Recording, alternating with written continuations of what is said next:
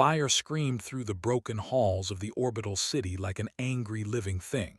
Explosions shook the metal walls, and alarms cried in many alien languages at once.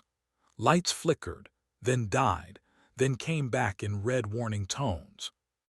The station was dying, and everyone inside it knew the truth. Cade Rourke moved fast. He was human, tall, broad-shouldered, his armor scratched and burned from too many fights to count. A mercenary by trade, he had learned long ago that hesitation killed faster than bullets. His boots struck the deck hard as he ran through smoke and falling sparks, his rifle held tight, his breathing steady even as chaos closed in around him. This mission had already gone wrong. It was supposed to be a simple extraction job. Get in, escort a corporate data team out, get paid, and leave before the shooting started. But corporate lies were always cheap, and lives were always the price. The data team was already dead. The station was under full attack. Automated defenses had turned hostile. Unknown forces were sweeping the sectors clean. Cade had one goal now: get out alive. He checked his wrist display while running. Escape pods were limited. Most were already gone or destroyed. The nearest viable launch bay was 3 levels down and half a kilometer away. That was far in a collapsing station. Another explosion rocked the corridor. The floor tilted and Cade slammed into the wall, rolling as debris flew past him. He came up on one knee, rifle raised, scanning. No enemies yet. Just fire, smoke, and the deep groaning sound of metal tearing itself apart. He pushed forward again. Screams echoed from side corridors, alien voices, sharp with fear. Cade ignored them. He had learned that lesson too. You could not save everyone. Try and you died with them. The corridor narrowed ahead, twisted by damage. Gravity flickered, going light for a moment, then slamming back hard. Cade grunted but kept moving. His armor compensated just enough. Then something hit him. Not a bullet, not shrapnel, a body. Cade staggered as arms wrapped around his chest, gripping hard. He almost fired on instinct, but years of discipline stopped his finger just in time. He looked down. She was alien. Tall but light, her skin pale blue-gray, marked with faint glowing lines that pulsed weakly. Her clothing was torn and burned. Blood, dark and shimmering, soaked one side of her body. Her eyes were wide, too large for her face, filled with pure terror. She was shaking. She clung to him like he was the last solid thing in a universe falling apart. No, Cade snapped automatically, trying to pull free. Get off me. She made a sound that might have been a word, but fear crushed it into a broken cry. Her grip tightened instead. Behind them, the corridor exploded. Fire rolled forward, chasing pressure and heat. The shockwave slammed into Cade's back, throwing him forward. He hit the deck hard, the alien woman crashing down with him, still holding on. For a second, everything was noise and pain. Then training took over. Cade rolled, dragged them both behind a half-melted support beam as fire washed past where they had been. His armor screamed warnings into his ears. Heat levels critical, structural failure imminent. He looked at her again. She was crying without sound, eyes locked on his face as if letting go would mean death. Maybe it would. Cade swore. This was how it happened. This was how you died. You stopped moving. You took responsibility for someone you didn't know, someone who couldn't fight. He pushed her hands away. You can't stay with me. She didn't understand the words, but she understood the meaning. Her eyes widened further and she shook her head fast. She spoke rapidly in her own language, voice breaking, one hand clutching at his armor again. Cade glanced behind them. The fire had moved on, but more explosions echoed closer. The station was tearing itself apart in waves. He checked his ammo. Low, but enough. He checked the timer in his head. No time. She looked weak. She wouldn't outrun the collapse. She wouldn't survive alone. Cade clenched his jaw. Damn it, he muttered. He grabbed her wrist and pulled her up. She stumbled but stayed on her feet, leaning heavily against him. She was lighter than she looked. Fragile. Stay close, he said, knowing she probably couldn't understand. Don't slow me down. She nodded anyway, as if the tone was enough. They ran. The corridor opened into a wide transit hub once full of life. Now it was a graveyard of shattered screens, broken transport pods and bodies, human and alien alike. Fires burned in floating spheres where gravity had failed entirely. Cade slowed just enough to choose a path through the wreckage. His mind calculated angles, collapse patterns, timing. Survival wasn't bravery, it was math. A burst of plasma sliced across the space ahead. Cade dropped instantly, pulling the alien woman down with him. Energy bolts hammered into the far wall, melting metal like wax. Automated defense drones rose from hidden panels, their sensors glowing red. "Great," Cade growled. The drones didn't care about mercy or surrender. They fired again. Cade returned fire, short, controlled bursts. His rounds punched through one drone, then another. The third adapted, shifting position, firing from above. The alien woman screamed. Cade moved without thinking. He stood, stepped into the open, and fired upward, taking a hit across his shoulder as plasma burned into his armor. Pain flared hot and sharp, but he stayed upright. The drone exploded, showering sparks and metal. Silence fell, broken only by distant destruction. Cade breathed hard. His armor sealed the burn, pumping pain suppressants into his system. He turned to the alien woman. She stared at him like he was something unreal. Her hands trembled as she touched his damaged armor, then pulled back as if afraid. She spoke again, softer now. Gratitude, maybe, shock. "Yeah," Cade said quietly. "You're welcome, I think." He motioned forward. They moved again. As they ran, Cade noticed something strange. Other aliens they passed, those still alive, looked at them with disbelief. Some hesitated, watching, some turned away. Her species, he realized. They knew her. They also knew humans, and they were shocked that she was still alive because of one. Cade pushed the thought aside.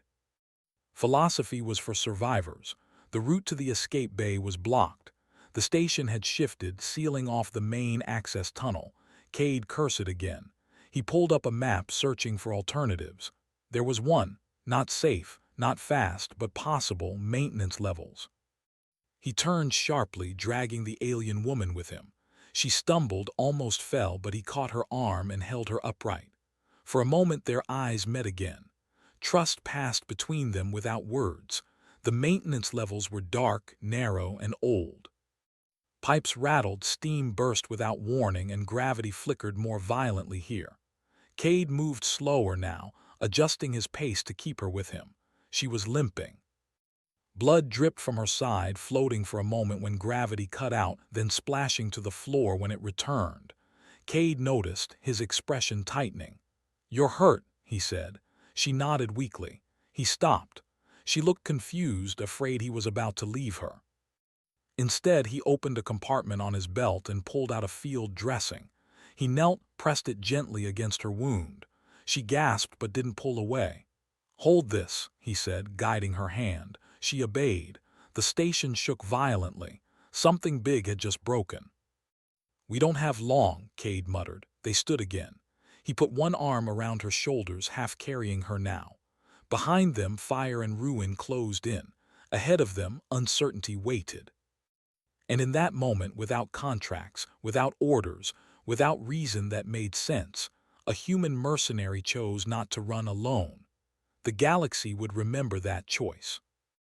But for now, all that mattered was the next step forward. The maintenance corridor shook as another deep explosion rolled through the station. Dust fell like gray snow from the ceiling. Somewhere far above them, metal screamed as whole sections tore free and vanished into space. Cade Rourke did not stop moving. He adjusted his grip on the alien woman, keeping her close to his side as they moved through the narrow passage. His steps were careful now, not because he was afraid, but because he was calculating. Every sound, every vibration told him how much time they had left. Not much. The woman's breathing was shallow. Her weight leaned heavier against him with every step. She was strong enough to walk, but only barely. Blood still seeped through the field dressing, dark and shining under the emergency lights. Cade glanced down at her again. "Stay awake," he said. She looked up at him, eyes unfocused but trying. She nodded slowly. Her lips moved, forming words he could not understand. Her voice was weak, but there was urgency in it. "Easy," Cade said. "Save your strength." The corridor ahead split into 3 paths. His wrist display flickered, struggling to keep up with the station's changing layout. 2 routes were already marked unstable. One remained open, but barely. He chose it without hesitation. They moved into a vertical access shaft where ladders ran along the walls. Gravity flickered again, going light. Cade swore under his breath. "This is going to be fun," he muttered. He secured his rifle to his back, then clipped a cable from his belt to the woman's harness. She watched him with confusion and fear. "So you don't float away," he explained. Gravity cut out completely. They drifted upward, bodies weightless. Cade pushed off the wall, guiding them through the shaft with practiced movements. He had trained for zero-gravity combat. This was not new. The woman was not trained. She spun slowly, panic flashing across her face. Her breathing quickened. She grabbed at him, fingers digging into his armor. "I've got you," Cade said firmly. He caught her, wrapped one arm around her, and anchored them both to a rung with his boots. She clung to him, shaking. For a moment there was only the sound of alarms and distant destruction. Then gravity slammed back on. They dropped hard. Cade absorbed most of the impact, grunting as pain shot up his legs. The woman cried out, but he kept her upright. "Still with me?" he asked. She nodded again, slower this time. They climbed. By the time they reached the top of the shaft, Cade's muscles burned and his armor warnings were piling up. He ignored them. Pain was information, nothing more. The hatch at the top was jammed. Cade set the woman down carefully against the wall. She slid down, sitting, her head resting back as she struggled to breathe. "Don't pass out," he said, then turned to the hatch. He wedged his fingers into the twisted metal and pulled. The hatch screamed in protest but did not move. Another explosion rocked the station. The lights went out completely. Emergency glow strips flickered on a second later. Cade pulled again, harder, muscles strained. The hatch bent, then snapped free, crashing inward. Fresh air rushed in, colder and cleaner. Cade turned back to the woman and froze. She was slumped forward, eyes half closed. "No," he said sharply. He knelt in front of her, tapped her faceplate gently. "Hey, stay with me." Her eyes focused on him slowly. She blinked. Relief hit him harder than he expected. "Good," he said. "We're not done yet." He helped her to her feet and guided her through the hatch. They emerged into a service corridor that ran along the outer hull. Through a shattered viewport, stars burned cold and bright. Debris drifted past, pieces of the station breaking away into the void. Cade checked his map again. The escape bay was close now, too close to feel safe. Something moved ahead. Cade stopped instantly, pulling the woman back against the wall. He raised his rifle, heart steady. Figures emerged from the smoke, not drones. Aliens in combat armor moving in tight formation. Their weapons were raised, scanning. Their armor markings were unfamiliar, angular and sharp. The woman stiffened beside him. She made a soft, terrified sound. Cade understood that sound perfectly. "Enemies?" he whispered. She nodded fast, eyes wide. The aliens spoke among themselves, sharp clicks and hisses echoing in the corridor. One of them gestured toward the direction Cade and the woman had come from. They were hunting survivors. Cade's mind raced. He had no clear cover, low ammo, and a wounded non-combatant at his side. A direct fight would be ugly. He leaned close to the woman. "When I say run," he whispered, "you run straight, don't stop." She shook her head immediately, gripping his arm. "I will slow them," he said quietly. "You get to safety." She stared at him in horror, understanding the meaning even if she didn't understand the words. Her grip tightened. Cade felt something twist in his chest. "Listen to me," he said, voice firm. "You matter more right now." She made a sound of protest, tears welling in her eyes. The alien soldiers moved closer. Cade made his decision. He stepped out into the open and fired. The first soldier went down before they even knew where the shot came from. The corridor erupted in chaos as the others returned fire, energy bolts slamming into walls and tearing chunks from the floor. Cade moved constantly, firing, shifting position, using debris as cover. He fought with cold efficiency, every movement precise. Pain flared as a bolt clipped his leg. He ignored it. Behind him, the woman did not run. She crouched where he had left her, eyes fixed on him, fear and determination mixed together. "Cade!" she cried. He glanced back for half a second and shouted, "Run!" She flinched. Then she did something unexpected. She raised her hand, palm outward, and the glowing lines on her skin flared bright. A wave of force slammed down the corridor. The alien soldiers were thrown back like broken dolls, smashed against the walls with brutal force. Their weapons skidded across the floor. Cade stared, stunned. The woman collapsed to her knees, gasping, clearly exhausted by whatever she had done. The remaining soldiers did not get up. Cade rushed back to her side. "You could do that?" he asked. She looked up at him weakly and nodded once. "Good timing," he said. He helped her stand again, urgency returning. They moved fast now. The escape bay doors were visible ahead, half open, twisted by damage. A single escape shuttle sat on the launch rail, engines warming. Too perfect. Cade's instincts screamed. As they approached, a voice echoed through the bay, amplified and calm. "Human mercenary, lay down your weapon." Cade stopped. A large figure stepped into view, wearing heavy command armor. Its eyes glowed behind a reinforced visor. "We have been observing you," the figure continued. "Your species is persistent." Cade raised his rifle slightly. "I'm leaving." The commander tilted its head. "You will leave alone." The woman clutched Cade's arm again. "Negative," Cade said. "The alien is classified as priority material," the commander said. "Release her and you may go." Cade laughed, a short, humorless sound. "You really don't know humans, do you?" The commander raised its weapon. Cade moved. He fired, sprinted, and shoved the woman toward the shuttle ramp. Alarms screamed as the bay's structure began to fail. Energy fire filled the air. Cade took hit after hit, his armor burning, warnings blaring. He kept moving. He got the woman into the shuttle and slammed the hatch controls. The commander roared in anger, charging forward. Cade turned, empty rifle in his hands, and smiled grimly. "Yeah," he said softly, "this part is what we're good at." Fire and ruin closed in once more. And Cade Rourke stood his ground. The commander's weapon roared, filling the escape bay with blinding light and heat. The blast tore through the air where Cade had been standing a second before. He had already moved, diving behind a shattered support column as metal screamed and collapsed around him. The station was coming apart fast now. Cade rolled, came up on one knee, and grabbed a fallen weapon from the floor. It was alien, heavy and unfamiliar, but he didn't hesitate. He aimed and fired. The shot struck the commander's armor and did little more than slow it down. The commander laughed. "You resist even now," it said, voice calm and cold. "Your species always does." Cade breathed hard. His armor was failing.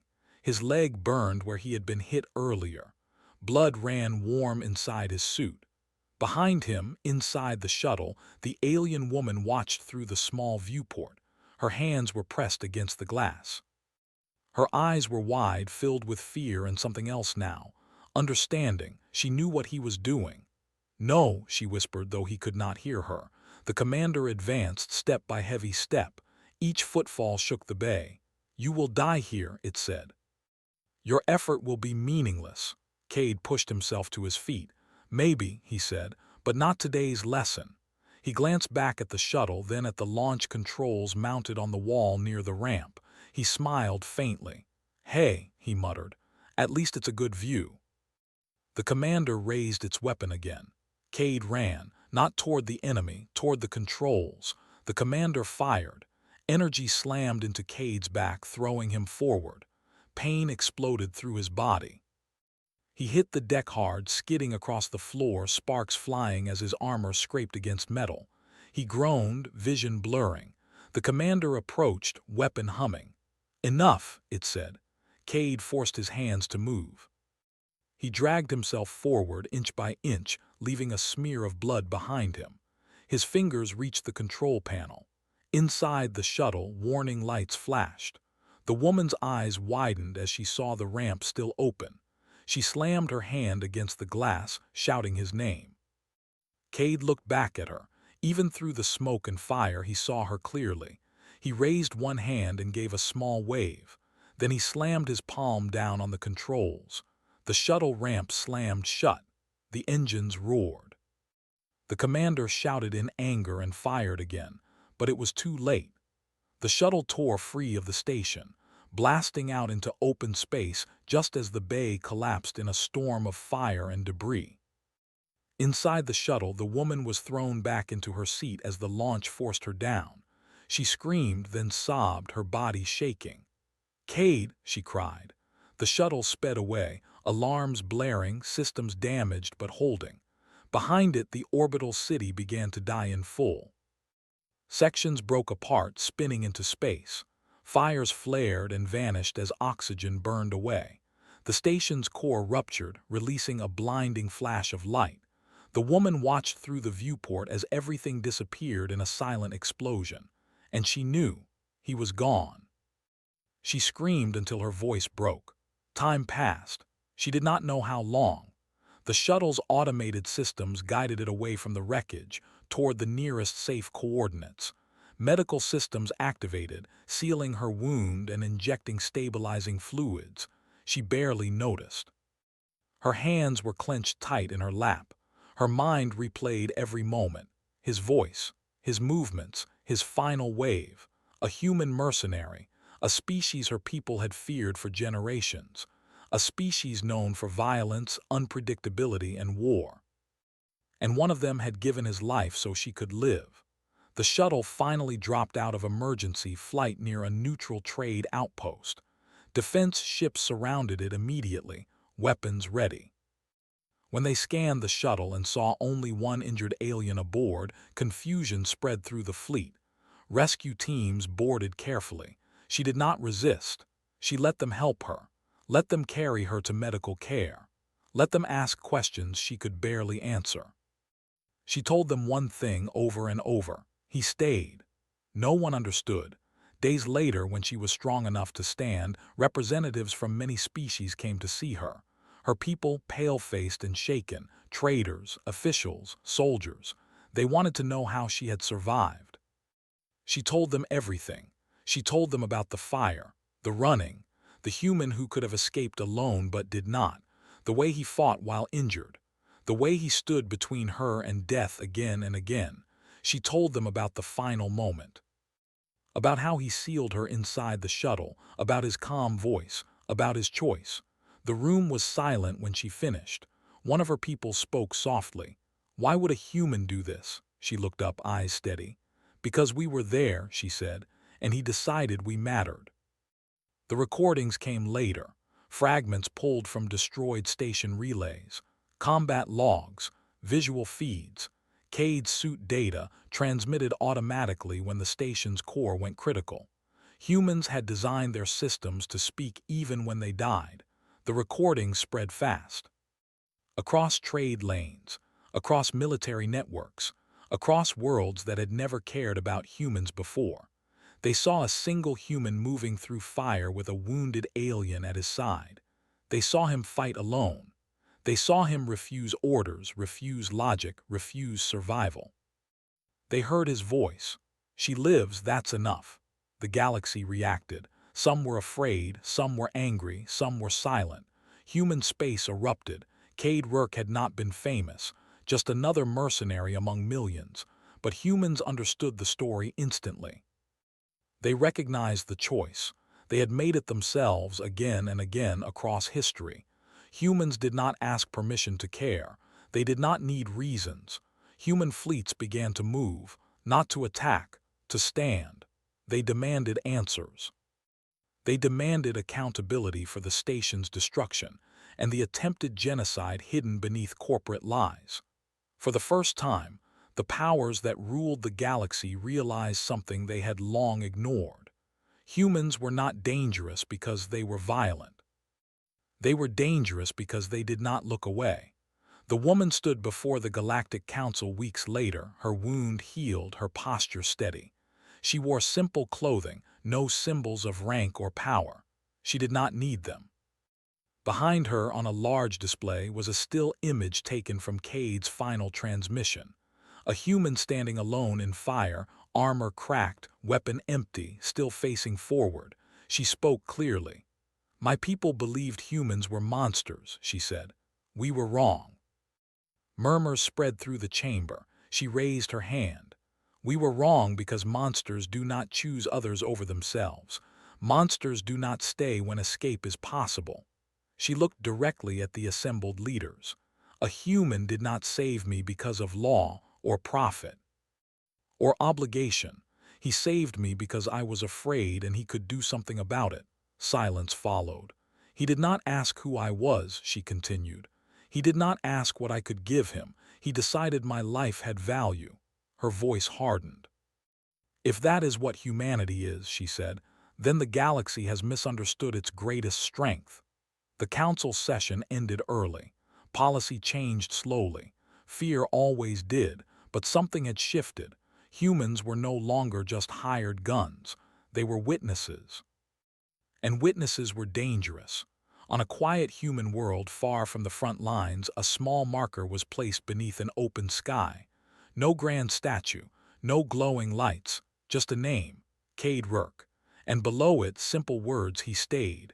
The alien woman visited once. She stood there for a long time, hands folded, head bowed. "I lived," she said softly, "like you wanted." The wind carried her words away.